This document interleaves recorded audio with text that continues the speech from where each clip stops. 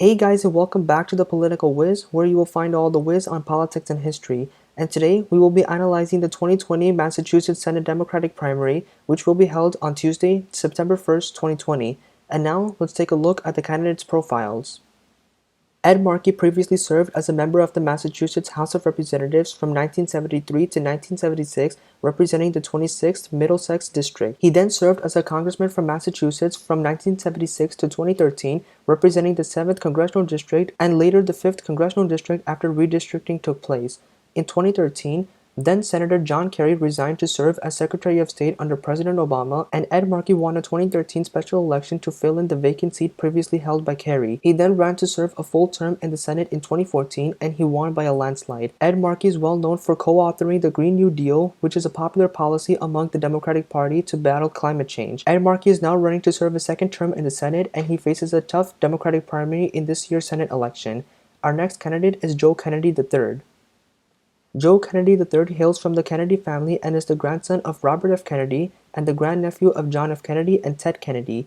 He first ran for Congress in 2012 and won, succeeding Barney Frank. He is now running to serve as Senator of Massachusetts. Now that we're done looking at the candidates' profiles, we will take a look at the significance of this race. This election is a battle in the Democratic Party between the moderate to centrist faction and the new left-leaning progressive faction. For this reason, this is a battleground primary, and although Massachusetts is one of the bluest states in America, progressives and moderates often compete and the state becomes competitive between the two factions. Generally, Massachusetts is a progressive-leaning state, and Ed Markey is a progressive according to his voting records, and him co-authoring the Green New Deal proves that. However, Joe Kennedy III is from a political dynasty that has held on to Massachusetts, and the state has elected a candidate into Congress since 1947. We will now take a look at the 2016 and 2020 Democratic primary results. In 2016, Hillary Clinton narrowly eked out a win in the state of Massachusetts as a moderate against the more progressive candidate, Bernie Sanders. In the 2020 Democratic primaries, Joe Biden, who was a moderate, won Massachusetts narrowly, but by a larger margin than did Hillary Clinton. However, in 2020, the Democratic primary field was more crowded than in 2016. As you can see the results towards your far right, it shows that Bernie Sanders and Elizabeth Warren ran, both of whom are progressives. If you combine their votes, it totals up to 48% of the votes in total for progressives, and if you combine the votes for moderates like Joe Biden and Michael Bloomberg, the moderate to centrist votes total up to 45%, which means that if you only had one moderate candidate and one progressive candidate in the Democratic primaries this year, the progressive candidate might have had a chance of winning by approximately 3 percentage points. These close election results show that this is a competitive state within the Democratic primary. We will now take a look at the electoral history of the Kennedy family. As you can see, John F. Kennedy, who was a congressman at the time in 1952, ran against Henry Lodge Jr., who was a member of the Lodge dynasty. Kennedy's narrow win over the Lodge dynasty officially ended the Lodge dynasty's rule, and this is how the Kennedy dynasty came into mainstream national politics. After John F. Kennedy was elected as president in 1960, his younger brother Ted Kennedy ran in the 1962 special Senate election to fill the seat that his brother had vacated, and it was yet again a rematch between the Lodge dynasty and the Kennedy dynasty, and once again, the Kennedy family won, and Ted Kennedy defeated his opponent George Lodge, who was the son of Henry Lodge Jr.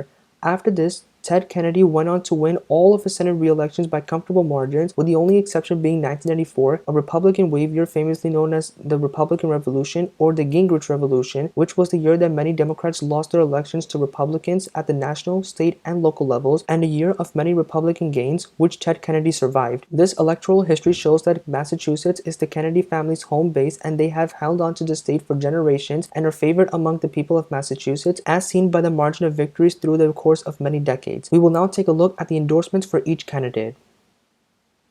The endorsement list is much longer than the list that I have provided for each candidate, so I have picked out a few notable people that have endorsed a candidate. Notable politicians that have endorsed Ed Markey are Senate Minority Leader Chuck Schumer, Massachusetts Senator Elizabeth Warren, West Virginia Senator Joe Manchin, Alexandria Ocasio-Cortez, who along with Ed Markey is also the co-author of the Green New Deal, former presidential candidate Michael Dukakis, Congressman Ro Khanna, Jamal Bowman, former presidential candidate Tom Steyer, the Boston Globe newspaper, along with 5 other newspapers and 30 other organizations. Joe Kennedy III has received endorsements from politicians such as Speaker of the House Nancy Pelosi, Congressman Joaquin Castro, the late Congressman John Lewis, Congressman Adam Schiff, former Congressman Beto O'Rourke, Congresswoman Pramila Jayapal, Martin Luther King III, a civil rights activist and the son of Martin Luther King, and from 15 other labor unions. In all honesty, the politicians that have made their endorsements is puzzling due to the fact that some politicians are moderates and chose to endorse Ed Markey, a progressive, and these moderate Democratic politicians are Chuck Schumer and Joe Manchin, and Joe Kennedy III, who was a moderate, was endorsed by Pramila Jayapal, a progressive congresswoman from the state of Washington. Although some politicians may have endorsed candidates from opposite of their ideology, this list nonetheless shows how competitive this election has become and the wide media attention this has received. We will now take a look at the money raised by each campaign.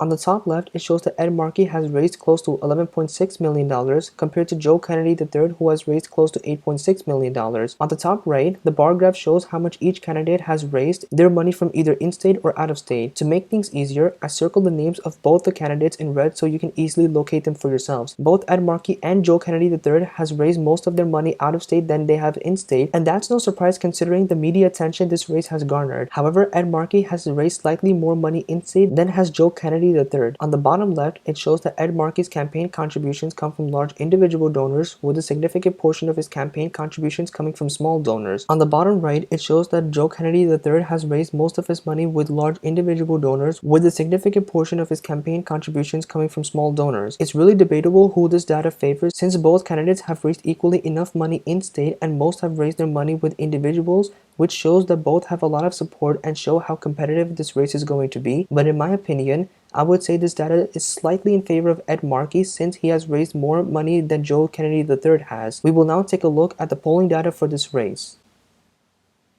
According to the polls, it shows that this race has swung significantly in both of the candidates' favor. First, Joe Kennedy III was narrowly leading and he eventually increased his lead over Ed Markey. However, Ed Markey has recently led over Joe Kennedy III, which is narrow and once again shows how competitive this race is going to be. Finally, we will wrap things up with my analysis.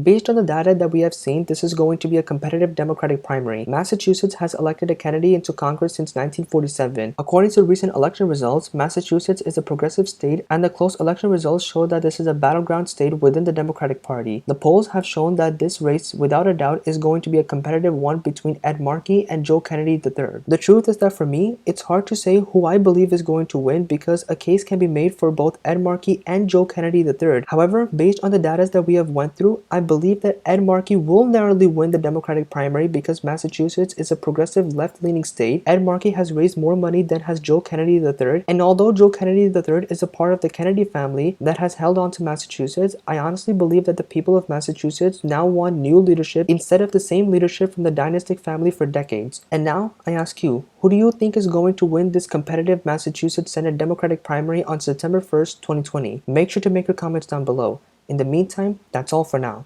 Like, subscribe, and share this video. Turn on the bell icon to be notified whenever I post. Please comment or suggest down below as this will help me improve my future videos. Follow me on Twitter at political_whiz. Thanks for watching.